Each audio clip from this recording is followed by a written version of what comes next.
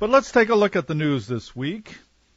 The biggest news probably on the domestic front was that beating in Cincinnati, where several policemen beat a black man with clubs, better known as police batons, and the man went to the hospital and died. It turned out that he had some drugs in his system, so that makes everything all right. Obviously, he was stronger than Atlas because he had PCP in his body, and that gives people superhuman strength, and so it's all right. Very interesting thing about it, I noticed when I saw this on television, I saw Wolf Blitzer talking about it on CNN with some people, and the viewpoint, apparently the accepted viewpoint, is that you shouldn't take the televised or video tape of the beating, which was there for everybody to see because the police car had a video camera on its dashboard and was taping the whole incident.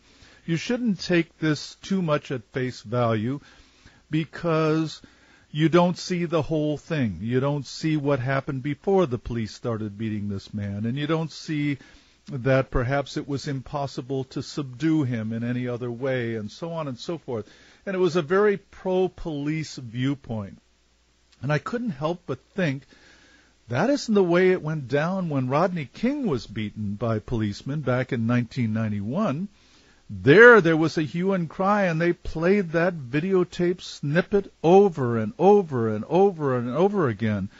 And the amazing thing was that when the policemen were acquitted by a jury in Simi, California, and the Los Angeles riots began, the television stations and the networks kept playing the video snippet over and over and over again, as though to say, look at the injustice that has happened here. Let's go out and bomb some stores in Los Angeles. Let's beat up on some people. Let's cause a riot here. Look at.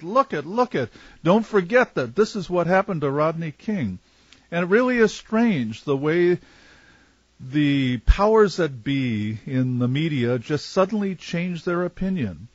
I mean, they were not all that enthusiastic about Clinton's war, for instance, and they're very enthusiastic and have been so about Bush's war. And yet the media is supposed to be decidedly Democratic rather than Republican. So you never really know what to expect from them. But there's a further look that this case, I think, warrants. And there's a very interesting article by Llewellyn Rockwell Jr., better known as Lou Rockwell, on his own site this past week on Thursday. And I have it on my Radio Links page. If you go to my website, harrybrowne.org, click on the radio page, and there you'll see links to articles and websites mentioned on the broadcast. And there is a link to Lou Rockwell's article, That's Cincinnati Beating. And he points out that this case, as he says, calls attention to a disparity. Quote, Nathaniel Jones, the victim, had passed out in the parking lot of a White Castle restaurant, doing no physical harm to anyone. Not wanting a man lying on its property and not employing private guards, the restaurant called the police. The police roused him, and an unarmed Jones came up swinging hard. He wasn't complying, which is, as we all know, the greatest sin in the eyes of the state. Was he defending himself, or were the police defending themselves? It's unclear. What is clear is that he was hit 40 or 50 times with a metal baton before falling and later dying. Traces of PCP were found in his blood and other drugs in his car. The police department is aggressively defending itself against charges of abuse. They say the police obeyed regulations in exacting increasingly hard punishments. And yet, apart from taking drugs and trespassing, what precisely had Jones done wrong, aside from resisting arrest? The police tried to arrest the guy, and one thing led to another until Jones was dead. This is in contrast to the case of Rodney King, whose beating followed not only an attempt to resist arrest, but also a dangerous high-speed chase in which a residential neighborhood, a high-speed chase in a residential neighborhood that clearly threatened innocents of all sorts. His beating was as much a punishment for this as it was an attempt to restrain. Now, in a world in which property owners had absolute rights, what would have happened to Jones? Could the restaurant owner walk up to a passed-out man on his private property and blast him in the head? Of course not. That would be contrary to normal rules of proportionality. In fact, that would be the equivalent of murder. Later on in the article, Rockwell says, imagine how private security guards might have handled the matter differently. Walmart, for example, which uses private security. Might they have just helped the man and tried to contact a family member?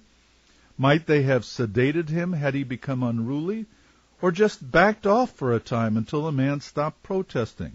Or offered him $20 or a bottle of scotch to just leave? They would have at least understood that beating, let alone killing, people on company property is bad for business.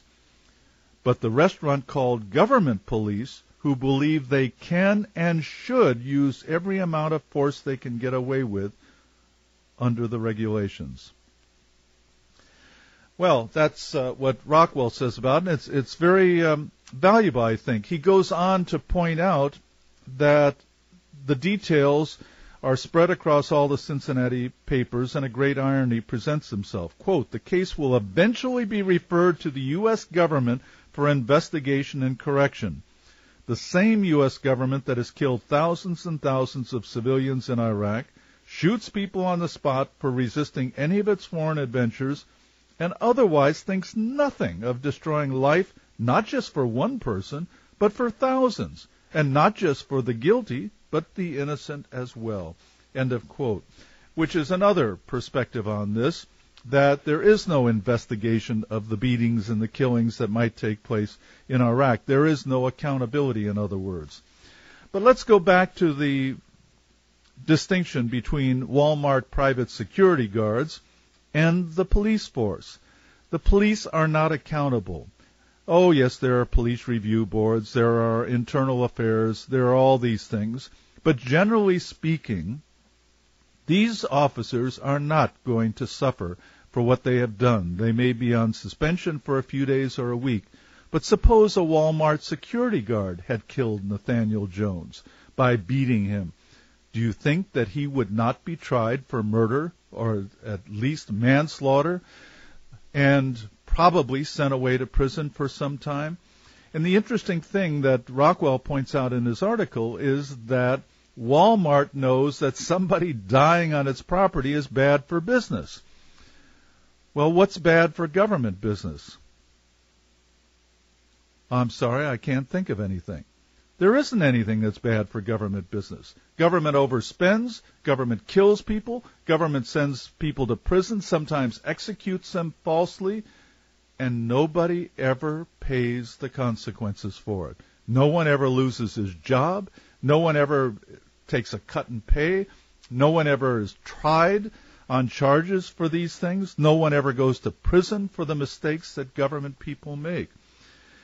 And we come back again to the war in Iraq and the 9/11 affair and all of these other things that have been going on in the public eye for the past few years, but actually have been going on for the last 50 years in American foreign policy. And the question that I have asked over and over again on this broadcast, with the U.S. government collecting $2 trillion a year of our money, that's $2 trillion a year of our money, can't they come up with a better system of protecting us than just taking a club and going around the world and beating people to death in Afghanistan, Iraq, and other places, Panama, Haiti, Nicaragua, all these places that our government has just gone out and killed people? Isn't there some way that for $2 trillion a year we could buy the ideas of the smartest people in the world to come up with a better system of making us safe? And in the same way, couldn't local governments, state governments, federal government, with all the money they take from us, come up with a better way of dealing with a 400-pound man who is high on drugs on private property and is causing a minor disturbance than to just beat the man to death? Isn't there something that could have been done? Well, all the innovations that come with this government money are in the form of technology to make the police or the military more effective. None of it is designed to make sure that innocent people are less likely to be hurt or that guilty people are not going to be hurt disproportionately, that the punishment truly will fit the crime, and that the police will not kill somebody for trespassing on private property.